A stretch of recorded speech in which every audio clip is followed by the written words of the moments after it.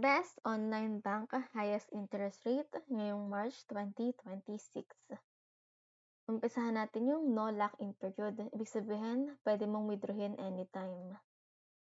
First, may pinakamataas is 5% interest rate ay Bangko. Ito ay 100% subsidiary ng BPI. Madalas siya ma-overlook pero mataas ang interest rate niya. Second is Tonic Group Stash, 4.5%. And third ay Tonic Solo Stash, 4%. Back to Bangko. So if mababa pa ang pera mo, so from 0 to 4,999, hindi ka pa mag-earn ng interest, 0 pa. Pero once ng ADV mo is nag-earn na ng 5,000, makaka-earn ka na ng interest. So 5,000 to 1 million, meron kayang 5% interest. At kapag umabot na ng 1 million and up, lumiliit na siya, nagiging ng 0.0625%. So if umabot na ng 1 million yung pera mo, lipat mo na ng bangko yung excess. Next, Tony Group Stash. So dahil group siya, kailangan may at least 2 participants. So dapat 3 kayo. At makaka-earn to ng 4.5%. Ito siya. Next is Solo Stash, Tonic pa rin, which is 4%. No lock-in period naman tayo, pero with conditions. May strings attached. So, ito ay palaging kay Maya. Laging may conditions si Maya. So, may dalawa kay Maya, either my savings, makaka-earn ka ng 3.5% up to 15% at personal goals from 4% to 5.6%. So, start tayo sa Maya, My Savings. So, ito yung pinopromote nila na sampalin mo ako ng pera up to 15% interest. Pero, hindi totoong 15. Medyo totoo pala. Anyway. So, My Savings with Boost. So, yung 15% na sinasabi ni Maya is up to the first 100,000 lang. Pag nag-exceed ka na ng 100,000 to 5 million, bumababa na lang siya sa base rate niya na 3.5%. At pag nag-exceed ka ng 5 million and up, 0% na, so hindi na mag-earn ng interest. So, balik tayo dito sa first 100,000. So, kailangan mag-spend ka ng money.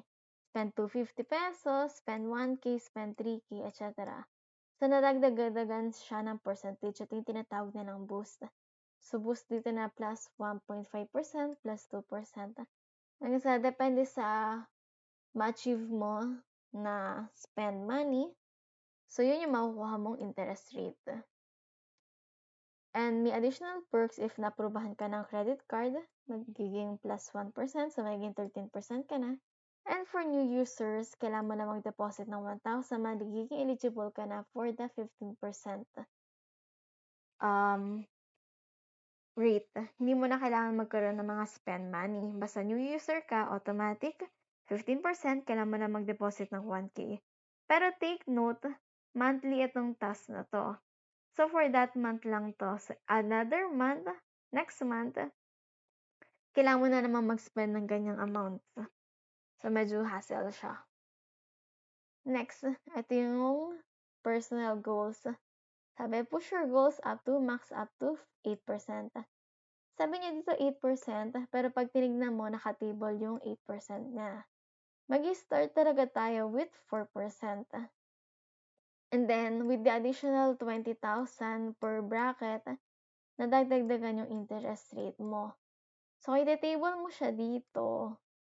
Yung first 20 is 4%, next 20, 4.5, etc. So, magiging 5.6% lang talaga siya pag tinotal mo yung interest na makukuha mo. So, kaya nalagay ko dito is 4% to 5.6% lang talaga.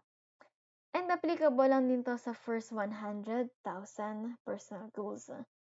Above 500,000 ay 0 na or wala ng interest. And sa Maya, pwede ka makakapasok ng hanggang 5 goal. So, maximum is 500,000. Though, pwede ka magpasok ng above 100K per goals, pero hindi na mag-earn ng interest yan, kaya i-flat rate mo lang hanggang 100K. Next is yung with lock-in period. So, ito yung time deposits. First, pinakamataas ay may 8% 1-year period lock-in. Tonic ulit. And Salmon or Salmon Bank. Next is Tonic ulit, 7%, pero ito is shorter, 9 months na lang siya. And third is Tonic ulit, 6 months, 6%. Pasok na rin dito ang Maya and Salmon Bank ulit. So 8, 7, 6. Tonic, time deposit. So, nandito yung ating 8%, 1 year, 7%, 9 month, not bad. If 6%, 6 months, 1.5 years, and 2 years. So, not bad. Minimum deposit is 5,000. Pwede kang mag-deposit up to 250,000 pesos per time deposit. And pwede kang magkaroon ng up to 5 time deposit for the maximum of 1.25 million pesos dito sa Tonic time deposit. So, hanggang dyan, yun na lang made-deposit mo, hindi ka na makapagdagdag pa. Next is Salmon. So, ito, para ma-achieve mo yung sinasabi niya 8%, kailangan mag-deposito ka ng at least 1 million. So, 1 million to 50 million and for 1 year. So, medyo mataas yung pagpasok dito. Tapos, medyo hassle kasi kailangan mong pumunta mismo sa Santa Rosa or kumausap ng agent nila para lang mag-open ng time deposit. May app sila pero para sa loans lang yun. Though makikita mo yung deposit na meron ka. Next, meron din silang 6.5. Hindi ko siya pinasok kasi medyo mataas din yung entry amount. So, 500,000 to 999,000. And lock-in din ito is 1 year. Next naman is 6%. Ito yung 5,000 below 500,000. Pero ang entrance mo din is 5,000. So, 5,000 to 499,999. And 6 months lang to. Pwede ka rin magpasok ng above this. So, kunwari, if say 500,000, pero less than 1 year ka, magsi 6 months or 9 months, 6% pa rin siya. Kahit na mas mataas yung amount. Pero if less than 1 year, 6%. Next is yung Maya time deposit. So, same, 6 months, 6%, 6 months lock-in din. Minimum 5,000. I think lahat sila 5,000, yes. Pero ang pinagkaiba, ito ang maganda kay Maya. Meron siyang top up.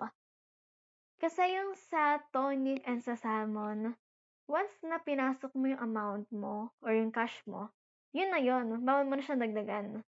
Sa Maya, pwede kang dagdag ng dagdag ng dagdag. So actually, nadagdag-dagdagan yung compounding mo, which is great.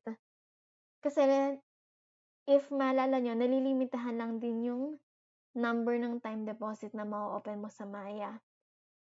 Ito ang maximum na mag-earn ng ganitong rate is 1 million per time deposit. Pero pwede ka mag-open up to 5 time deposit. So, maximum 5 million ang pwede mo i-deposit kay Maya. Ang papasok niya dito, may mga tinatawag pa siyang goals dito. Ang gawin mo na lang yung base rate is 3.5, tapos pag naabot mo yung goal mo or yung goal amount na sinet mo is magkakaroon ng boost ng 2.5%. Ang gawin mong 5,000. So at the start, achieve mo na agad yung 6%. And please remember na yung mga banks na sinabi ko ay PDIC insured only up to 1 million. So, pag nagsara silang, mababawi mo lang sa insurance ay 1 million. And yung mga gross interest rate na sinabi ko is bago pa mag-tax. Need natin i-account 20% for tax pa. Sample calculations tayo. Say may 100,000 ka. Sa bangko na 5%. So, ito yung ating no lock-in. No lock-in din to. Pero with iba-ibang rate. Medyo may conditions. And ito yung ating time deposit. So, ang gross interest na ma-earn mo sa bangko is 5,000. After tax is 4,000 na lang. Sa group stash, sa 4.5, 4,500.